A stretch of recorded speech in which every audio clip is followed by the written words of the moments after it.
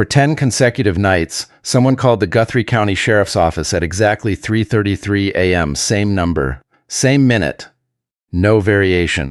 And then the night Nancy Guthrie disappeared, the calls stopped permanently.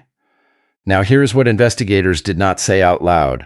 The person making those calls had a direct connection to the office now responsible for finding her.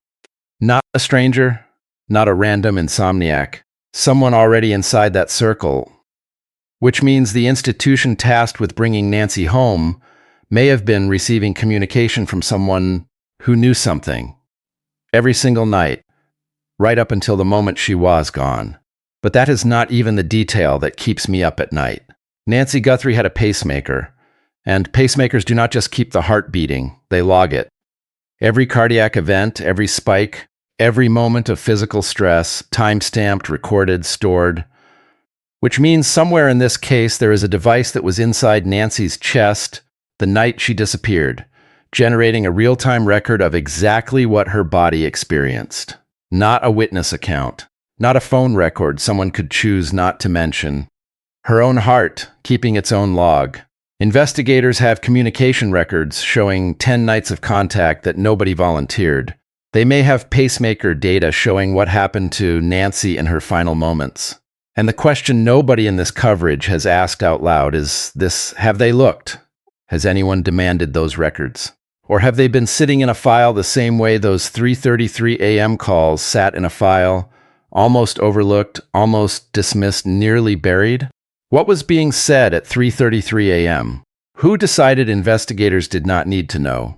And why does the silence after that last call feel less like an ending and more like someone hitting delete? By the end of this video, you are going to understand why the most important witness in Nancy Guthrie's disappearance was never interviewed, because it is not a person. Stay with me.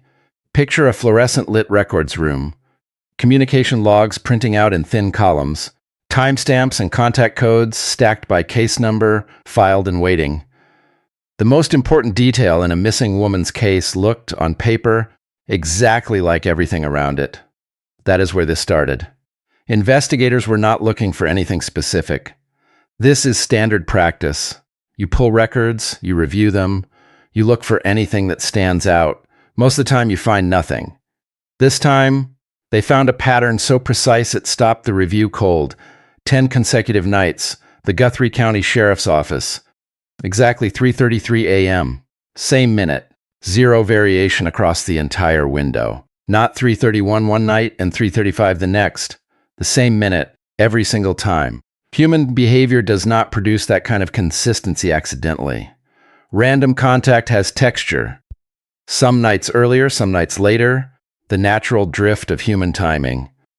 This had no drift. This was deliberate. And then investigators found the name attached to it. Annie Guthrie. Her name had not appeared in the first wave of interviews. She was not flagged in initial reports.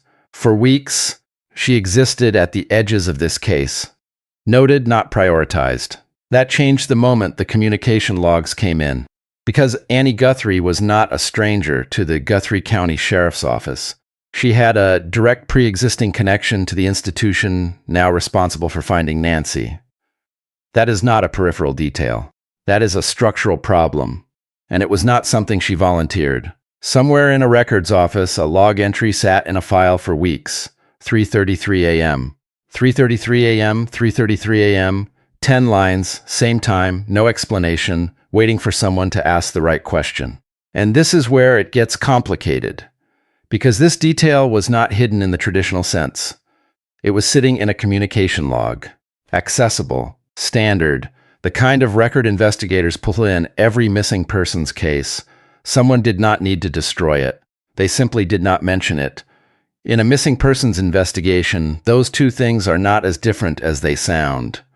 Dr. Lawrence Kobylinski, forensic scientist and professor at John Jay College of Criminal Justice, has stated publicly, when you have a pattern, a repeating behavior that suddenly stops, that is not random.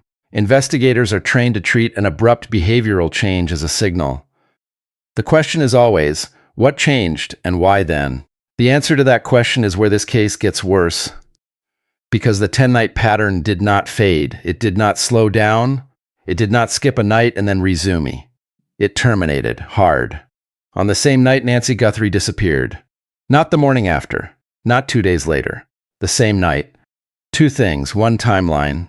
Hold that. Annie Guthrie had 10 nights to mention those calls. She did not. Investigators found them in a records pull that almost did not happen. An innocent person with 10 nights of late-night contact to a law enforcement office, contact that stopped the night a woman vanished, would have offered that information without being found in a log. She did not offer it. What investigators found when they asked why is the part of this case that changes everything. But the communication pattern is not the most damaging thing investigators are sitting with. There is a conflict buried inside the sheriff's office itself, one that raises a question no agency wants asked publicly. And once you understand what that conflict is, the 10 nights of 3:33 a.m. calls stop feeling like a mystery and start feeling like a warning. Picture the Guthrie County Sheriff's Office at 3:33 a.m. Dispatch logs still running, fluorescent lights on in the back. The building never fully closes. A call coming in at that hour would not be unusual enough to question, unless someone later went looking for a reason to. Someone was there, on both ends of that call, every night for 10 nights. Let us walk through what the evidence actually shows, because laid side by side, these details do not leave much room. First, Annie Guthrie's name did not appear in the initial sweep. In a missing persons case, people closest to the victim and to the institution are interviewed first. Her absence from that wave is not explained anywhere in the public record. That is worth noting. Second, the communications were not disclosed voluntarily. Investigators found them during a standard records pull. Annie Guthrie had 10 nights to mention this contact. She said nothing. That is harder to explain. Third, the pattern itself. 10 consecutive nights. Same minute. No variation. You and I both know that human behavior does not produce that kind of precision by accident. A contact pattern that exact is either automated or intentional. And if someone chose 3:33 a.m. specifically, that choice had a reason. Now here is the detail nobody in this coverage caught. The sheriff's office logs show the contact was received, which means someone on the other end was there or a system was active at 3:33 a.m. for 10 consecutive nights. This is not just Annie Guthrie's pattern. This is a two-party pattern. And the second party, the person inside the office receiving those calls, has never been publicly named. Fourth, the communications terminated the same night Nancy Guthrie disappeared, not the following morning. The same night. The precision that defined the 10-day pattern did not drift at the end. It concluded. Sit with that for a moment. A 10-night pattern of precise contact. A hard stop on the night of a disappearance. No public explanation from either party. What kind of communication happens at exactly the same minute for 10 consecutive nights and then stops? That detail should not matter. But it does. Because Nancy Guthrie had already built her entire life around keeping herself alive, managing a condition, depending on a device, treating her own survival as something that required daily maintenance, and the cruelest part of this case is that the device she trusted to sustain her may be the only thing still telling the truth about what happened to her. And this is where I have to slow down, because every piece of coverage on this case focuses on Annie Guthrie making those calls. Nobody has asked who was receiving them. That person works for the sheriff's office. Their name is in a log somewhere. And the fact that it has not surfaced publicly is either an oversight or a decision. I do not know which. But the difference matters enormously. There is one thing I want to be honest about. What the records show is that contact happened at that time. Who initiated it, and under what circumstance, is something investigators have not stated publicly. That distinction changes the shape of this story in ways that matter. I am not going to paper over that gap. This channel does not do that. 10 nights of someone being awake at 3:33 a.m. on both ends of that call, and neither of them has ever explained why. Do you think the person inside the sheriff's office who was receiving those calls is still part of the investigation? Or do you think someone made sure they were moved away from it? Tell me what you think. because I genuinely cannot decide. Here is what the evidence establishes. Annie Guthrie made contact with the Guthrie County Sheriff's Office at exactly 3:33 a.m. for 10 consecutive nights. That contact was precise, consistent, and never voluntarily disclosed. It stopped the same night Nancy Guthrie disappeared. The person receiving those calls works for the institution now responsible for finding her, and the content of those communications remains unknown. That is the shape of what happened. A pattern that existed, a conflict that was never declared, and a silence that began the moment Nancy vanished. Investigators now have the records. They have the timeline, they have the names. The communication records tell investigators what was happening around Nancy the night she disappeared. But there is a second record, one that was inside her, that tells investigators what was happening to her. And nobody has asked for it yet. What investigators have in the communication records is a pattern pointing toward a person. What they may have in Nancy's pacemaker data is a record pointing toward a moment. The exact moment everything stopped. Those are two different kinds of evidence, and only one of them cannot be explained away.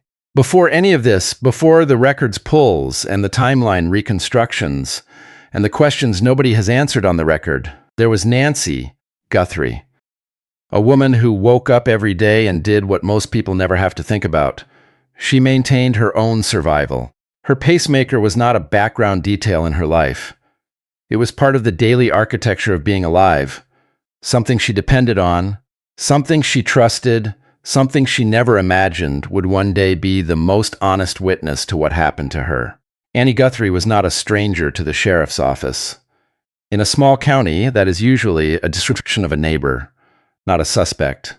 What changed is that investigators started reading that familiarity differently once they saw what the logs actually showed.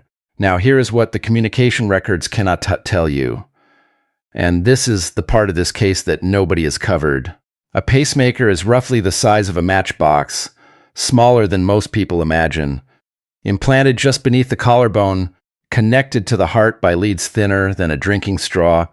It does not announce itself. It does not draw attention. It simply keeps running, logging, recording, long after everything around it has gone quiet. And what it logs is everything. Dr. Christopher Holstage, medical toxicologist and emergency physician at the University of Virginia, has stated, pacemakers and implantable defibrillators are essentially black boxes. They record everything: rate, rhythm, activity. In a forensic context, that data can tell you things about the final moments of a person's life that no other evidence source can provide. Every cardiac event, every spike, every moment of acute physical stress, time-stamped, stored, retrievable through standard medical subpoena, and in documented criminal cases, including homicide investigations, pacemaker data has been used to establish the precise physiological timeline of a victim's final moments. This data does not require witness corroboration. It does not depend on what anyone says happened. It exists as an objective record generated by the victim's own body, independent of every other evidence type in this case. Nancy had already made peace with the fact that her survival required a machine. What she never could have known was that the machine was keeping a record she would one day need someone else to read. And here is the revelation that reframes everything you have watched in this video. No public record confirms that investigators in the Nancy Guthrie case have subpoenaed her pacemaker data. The communication records, the 3:33 a.m. pattern were almost missed. They sat in a file until someone ran a standard records pull. The question this case now demands answered publicly is whether the second record, the one inside Nancy, has been treated with the same scrutiny, or whether it is sitting in a file of its own, waiting for someone to ask the right question. If you want to know whether that subpoena ever happens, whether someone finally demands the record Nancy's own body was keeping, subscribe to Case, break network, and hit the bell. Because when this case moves, we will be the first to follow that lead. Breaking cases, following every lead. That is not a tagline, that is a commitment to Nancy. If you were Nancy's family right now, and you found out investigators had never formally requested the pacemaker data, what would you do? I keep thinking about that question. I do not have a clean answer. Tell me what you think. Investigators have the communication records. They have the timeline. They have a conflict inside the office responsible for finding her. What they may not have, what no one has confirmed they ever asked for, is the one record that could not have been staged, coached, or volunteered selectively. And the question of why that record is not surfaced publicly is the question this entire case has been building toward. A pacemaker does not stop logging when its owner dies. It keeps recording. Cardiac silence is itself a data point, time-stamped, stored, waiting until the battery runs out or someone retrieves the device and reads what it collected. That window does not stay open forever. Somewhere, in a device smaller than a matchbox, the last moments of Nancy Guthrie's life may still be waiting to be read. Annie Guthrie has not been charged. And it is possible, genuinely possible, that when the full picture of those 3:33 a.m. calls finally surfaces, it carries an explanation that no one outside the investigation has yet been given the chance to hear. This channel does not need a villain. We need the truth. The decision Nancy Guthrie made to trust a device with her life, the one that made her survival dependent on something she carried inside her chest every single day, may be the thing that finally brings justice for Nancy Guthrie, because that device was recording the night she disappeared, and no court order has yet been made public demanding that record be produced. It is a Tuesday morning. Nancy is getting ready. She has an appointment, routine, the kind she has kept a dozen times before. She checks the time. She picks up her keys. She knows this visit by heart now, the waiting room, the wand they run across her chest, the technician reading numbers off a screen, numbers that mean nothing alarming, numbers that mean she gets another ordinary day. She is not thinking about the pacemaker as she locks the door behind her. She stopped thinking of it as remarkable a long time ago. She never made it to that appointment. If you want to know whether that subpoena ever happens, whether someone finally demands the record that Nancy's own body was keeping, subscribe to Casebreak Network. Share this video. Because the best way to pressure an investigation is to make sure people are watching. Breaking cases, following every lead. For Nancy, and for every case where the most important evidence is the one nobody asked for. If investigators never subpoena Nancy Guthrie's pacemaker data, if that record runs out of time before anyone demands it, what does that tell you about this investigation? I want to know what you think, because I am still sitting with that question, and I do not have a clean answer. Nancy Guthrie's heart kept a record of what happened to her, and somewhere in this investigation, someone has to decide whether that record is worth reading or whether it is easier to let it run out of time.